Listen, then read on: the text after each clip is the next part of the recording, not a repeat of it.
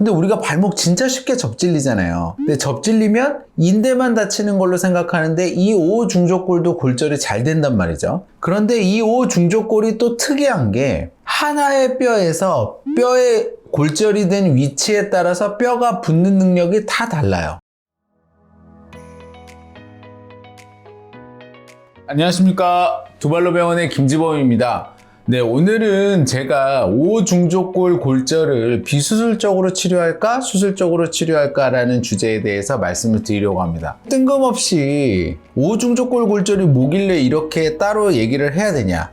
이제 오중족골이라는 거는요, 발의 가장 바깥쪽 날 쪽에 있는 뼈고요. 이 오중족골은 발목이 접질릴 때 체중이 누르는 힘과 지면 반발력이 교차하면서 많이 골절이 됩니다. 근데 우리가 발목 진짜 쉽게 접질리잖아요. 근데 접질리면 인대만 다치는 걸로 생각하는데 이 오중족골도 골절이 잘 된단 말이죠. 그래서 이 오중족골 골절은 굉장히 고빈도 손상이에요. 생각보다 오중족골 골절로 병원에 많이 옵니다. 그런데 이 오중족골이 또 특이한 게 하나의 뼈에서 뼈의 골절이 된 위치에 따라서 뼈가 붙는 능력이 다 달라요. 그래서 오중족골의 원위부, 발가락 쪽에 있는 뼈는 뼈가 붙는 능력이 좋고요. 근위부, 그거보다 발등 쪽에 있는 쪽은 뼈가 붙는 능력이 나쁩니다. 혈액순환이 안 좋아서 그렇고, 또 기저부, 제일 발등 쪽 끝은 또 뼈가 붙는 능력이 좋아요. 그래서 어디에 골절이 어떤 식으로 되느냐에 따라서 이 뼈를 수술하냐 마냐가 결정이 됩니다. 그래서 오늘 그 부분에 대해서 좀 말씀을 드리려고 해요. 첫 번째, 오중족골의 원위부 골절입니다. 발가락 쪽에서부터 발등까지를 쳤을 때 발가락 쪽 3분의 2에 속하는 원위부는요, 굉장히 뼈가 잘 붙는 곳입니다. 그래서 여기는 골절이 돼서 뼈와 뼈 사이가 빈틈이 보이지만 않으면 저희가 대부분 비수술적인 치료를 해도 됩니다. 비수술적인 치료라고 하는 거는 사주 기부스하고 사주 보조기 하면 돼요. 여기가 골절이 됐는데 이 엑스레이처럼 사선으로 길게 골절이 되면서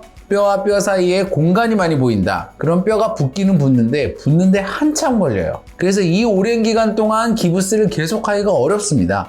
그래서 이러한 경우에는 저는 그냥 수술합시다 이렇게 얘기를 하고, 여기 사진에서 보이시는 것처럼 핀과 철사 이런 것들을 이용을 해서 뼈를 맞추고 고정하는 수술을 해줍니다. 이렇게 수술을 한 다음에는 사주 기부스하고 사주 보조기 하면 굉장히 잘 붙습니다.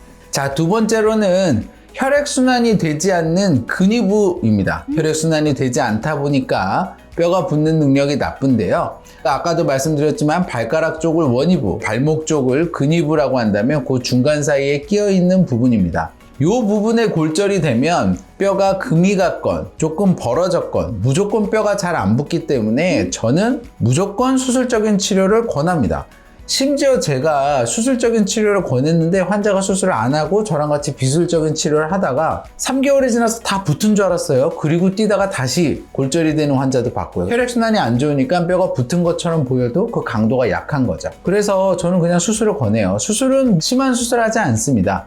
간단하게 철판과 나사로 고정력을 좀 높여주는 수술을 하고요. 이러한 수술을 한 후에 사주 기부스하고 사주 보조기 합니다. 그래서 혈액순환이 좋지 않은 부분, 근위부는 수술을 한다 이렇게 생각하면 되겠습니다. 마지막으로 기저부입니다. 사실 오중족골에 골절이 일어났다 하면은 90%는 기저부라고 생각하시면 돼요. 이 기저부는 뼈가 붙는 능력이 좋습니다. 그리고 이 부위는 많이 어긋나지 않아요. 그래서 99% 비수술적인 치료를 한다라고 생각하면 되는데, 간혹 가다가 전이가 엄청나게 많이 되는 경우가 있습니다. 그러한 경우에는 제가 아주 드물게 수술을 권하지만 대부분 비수술적인 치료를 시행을 하고, 역시 비수술적인 치료는 사주 기부스하고 사주 보조기를 한다 이렇게 생각하시면 되겠습니다. 그럼 여기까지 정리를 해봤을 때 공통적으로 제가 말씀드리는 거는 오중족골 골절이 있을 때 비수술적인 치료 하나 수술적인 치료 하나 첫 사주 기부스를 하고 사주 보조기를 해서 마무리 치료를 하는 거는 똑같습니다. 하지만 어떤 부분은 수술하고 어떤 부분은 수술 안 한다. 그 부분만 차이가 있는 거죠. 정리해 보겠습니다. 오중족골은 발의 바깥쪽 날을 구성하는 뼈고요. 오중족골 골절은 발목을 접질리면서 일어나는 손상이기 때문에 굉장히 고빈도 손상입니다. 이 오중족골 골절이 일어나면 치료는 부위에 따라서 다른데요. 발가락 쪽 원위부는 뼈가 잘 붙는 부위여서 비수술적인 치료가 가능하지만 많이 어긋나는 경우에는 수술을 하고요. 발등 쪽 중간에 있는 근위부는 뼈가 잘 안 붙는 부위여서 수술적 치료를 먼저 하고, 가장 발등 쪽의 끝부분에 있는 기저부, 발로 치면 바깥쪽 날에 움푹 들어간 곳입니다. 그래서 이 부위인데요. 이 부위가 만약에 부러지게 되면 뼈가 잘 불고 많이 어긋나지 않는 경우가 많아서 대부분 비수술적으로 치료한다라고 생각하시면 되겠습니다.